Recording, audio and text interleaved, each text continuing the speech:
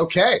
So it's the Natch Game. It's a satirical homage to the 70s game show, a match game that nobody's ever done before. We're the first and only people to ever rip off the match game. So we asked earlier on the show for 2 contestants, and they not only jumped right on, but have been waiting on the sort of backstream live stream since the beginning of the show. So they might be completely drunk now. I would almost imagine that one of them has grown a mustache. Let's welcome our guests, or our contestants anyway. Who are our contestants, Rachel? We have Bradley Barkdahl and TJ Creedon. Bradley Barkdahl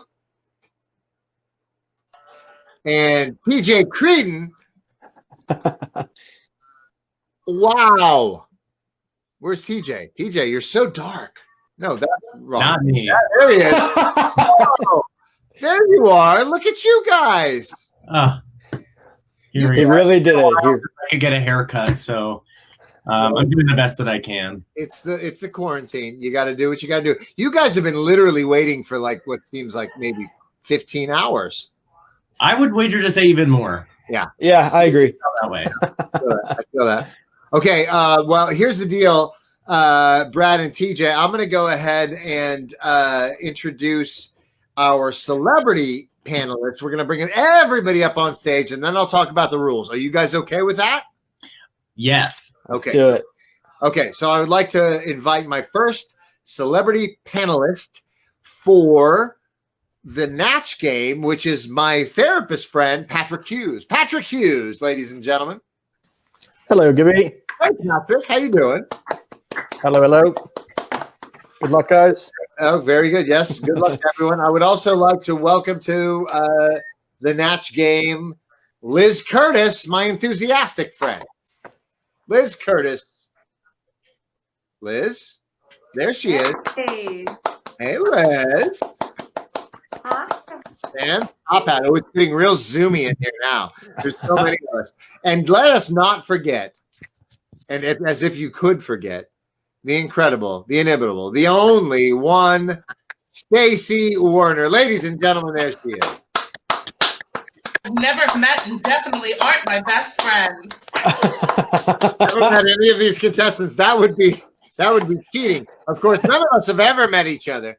And let me explain the rules to the Natch Game. The Natch Game is a satirical homage or ripoff of the 1970s game show, The Match Game. But it's satirical, which should release us of any sort of obligations, fiduciarily. And it's an homage because we enjoy it. And it was easy, so we did it quickly. So basically what I'm going to do is I'm going to read a joke to you guys, to all of you. But I'm going to leave out the punchline, okay? And it's going to be up to you, contestants and panelists, to fill in that punchline.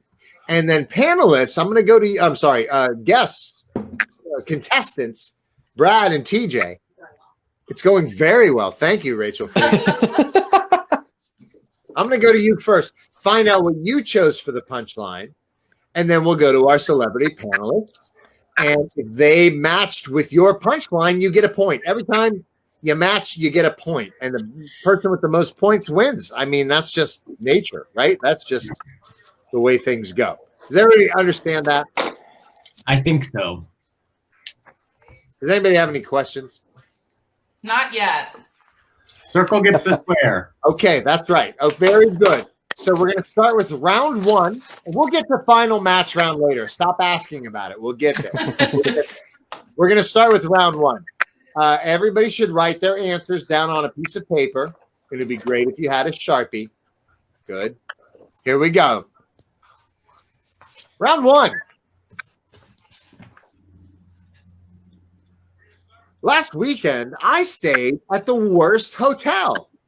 Instead of chocolates on the pillow, they left blank.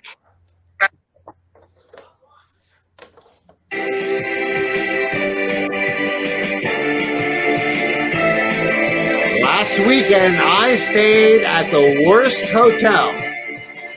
Instead of chocolates on the pillow, they left. Are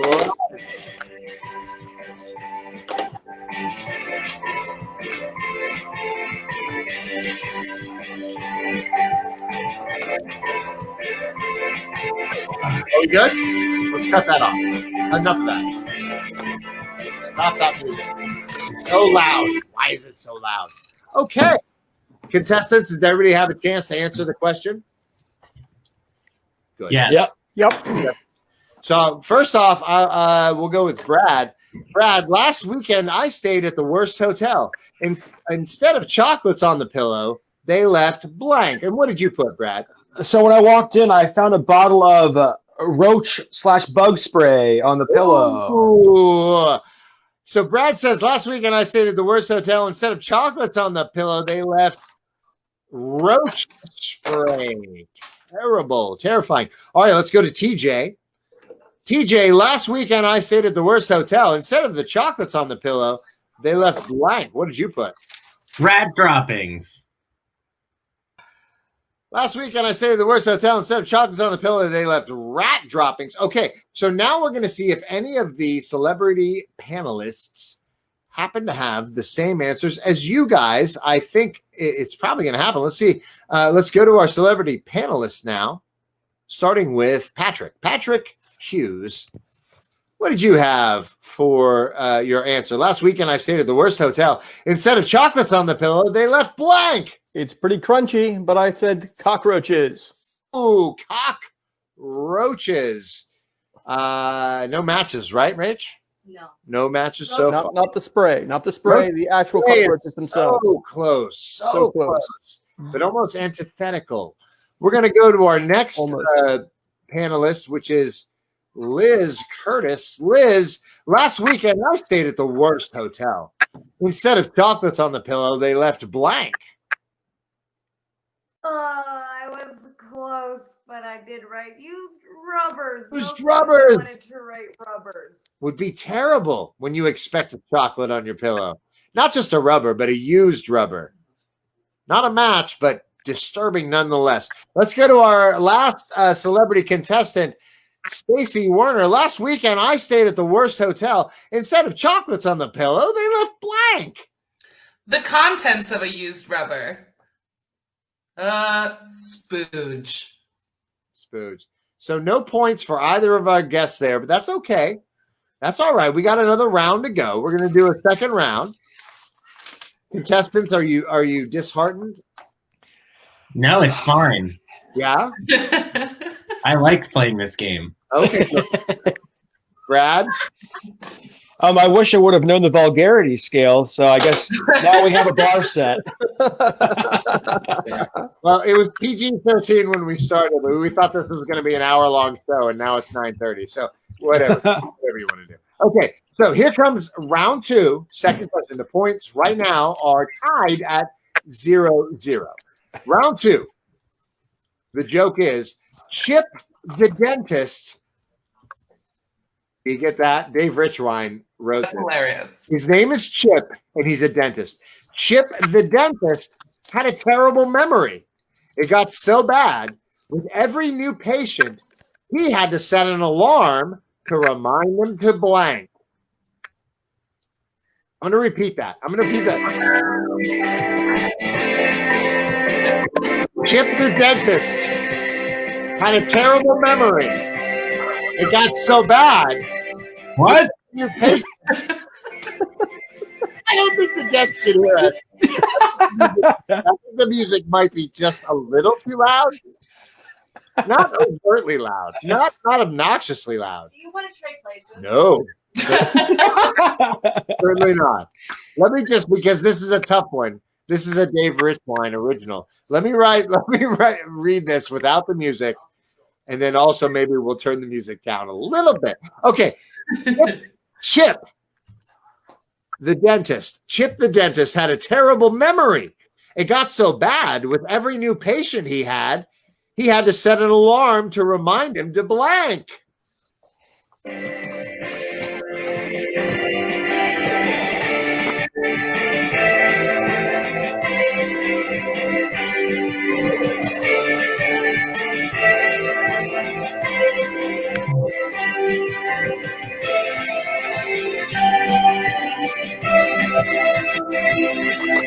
Okay, does everyone have this? Okay, cut the music. Everybody got their answers? Yes. Yeah. Very good. Very good. We're going to go to our contestants first. We're going to start with TJ. TJ, Chip the dentist had a terrible memory. It got so bad every new patient he had to set an alarm to remind him to blank. Spit. Yes, spit is a good answer. That's no right answer. Why'd you I mean, rat droppings. I think spit rat droppings is the best answer. Now we're going to go to Brad. I'm not saying that TJ's is the best answer, but it was a good answer. Okay. Brad Barkdahl, Chip the dentist had a terrible memory. It got so bad with every new patient he had to set an alarm to remind him to blank. Okay, so I understood the question wrong. I thought to remind himself as he's working. So I said to use the Novocaine I don't know on his that that's patients. wrong. I don't know that that's wrong. It was ambiguously written. That's the fault of the writer. We're going to go ahead and blame Dave Richwine for that. It's not your fault. I wrestled with it myself. I changed it back and forth. Should I correct him? It was ambiguous intentionally. Who knows? No. There was malice aforethought. Okay, so we're going to go to our panelists now, starting with Stacy Warner. Stacy Warner, Chip the dentist had a terrible memory. It got so bad with every new patient he had to set an alarm to remind him to blank. We've got a match. Spit. That's a match with TJ. That does not surprise me. You two were is it with TJ? Yes. Yay. You two were separated at birth. Okay. That's good. We knew that. That's good. Now we're going to go to our next panelist, Patrick Hughes. Patrick Hughes, Chip the dentist had a terrible memory. It got so bad with every new patient he had to set an alarm to remind him to blank. To look at their teeth. Oh, look at their Pretty bad memory. Yes. It's a bad memory and an outlier of a response, but good and funny nonetheless. Last panelist to come up is Liz Curtis. No whammies, no whammies, no whammies, no whammies. Liz Curtis. Chip the dentist had a terrible memory. It got so bad with every new patient he had to set an alarm to remind him to blank. Liz, can you hear us? Yeah. Yeah, I could totally hear you fine. Maybe you might want to give us an answer. Are Bill. Bill for their Oh, high-minded, top-level comedy. Very intelligent. Probably overestimating our audience, but very good. And thank you, Liz. That was great. But it looks like we have a winner. We have a clear and decisive winner. Oh, yes. The winner is TJ. TJ with 1 point. Sorry, Brad. Brad, just hang out. Don't leave. Brad, don't leave. Don't log off the internet. Just hang on. Okay, TJ, you are clearly the winner. And so what I need you to do for the final round is choose the panelist that you think you have the most simpatico with, the sort of intellectual or spiritual connection in the brain that you can win this with. You got to pick that one panelist and send the other two crying home. Well, as I do only have 1 point, and that 1 point came from Stacy, I'm gonna go with Stacy. Well, that's fair. There's no winners or losers here, Except Brad. Brad is the loser. except for Brad and Liz. It is Okay, important to note that. so here we go now with the final round, the match round, the final round is what we call it. We call it the final round on the Natch game, and we call it Natch because naturally the ripoff of the Match game. I feel like this isn't going to go well, but No, it's going to go great. It's going to go great. All this is a simple one. It's so easy. All you have to do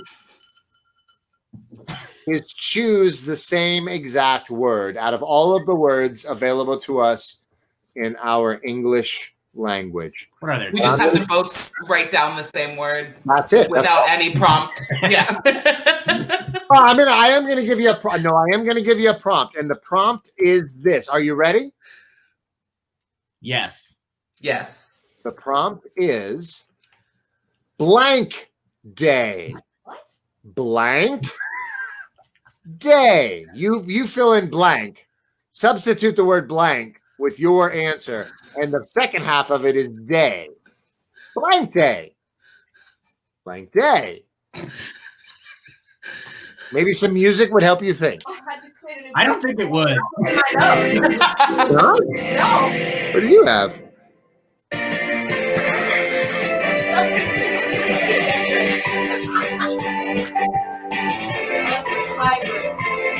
Oh yeah, that's pass for pass. There's no time. Okay, cut the music. Wait, they're not done yet. Well, maybe they are. It's pretty easy. Are you done? Are you done? Sure. Yep. Blank day. Blank day.